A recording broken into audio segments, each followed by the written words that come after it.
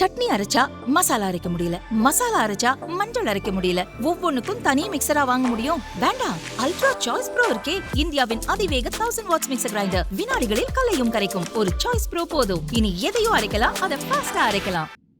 வங்கக்கடலில் உருவான டிட்வா புயல் வலுவிழந்த போதிலும் சென்னை மற்றும் புறநகர் பகுதிகளில் 2 நாட்களாக தொடர் கனமழை பெய்து வருகிறது. இந்த சூழலில் இன்று வானிலை ஆய்வு மையம் வெளியிட்டுள்ள அறிக்கையில் கூறியிருப்பதாவது: வங்கக்கடலில் நிலை கொண்டிருந்த காற்றழுத்த தாழ்வு மண்டலம் ஆழ்ந்த காற்றழுத்த தாழ்வு பகுதியாக வலுவிழந்துள்ளது. இது தொடர்ந்து வடதமிழகம் மற்றும் புதுச்சேரி கடற்கரையை நோக்கி நகரும். அடுத்த 24 மணி நேரத்திற்குள் குறைந்த காற்றழுத்த தாழ்வாக மாறும்.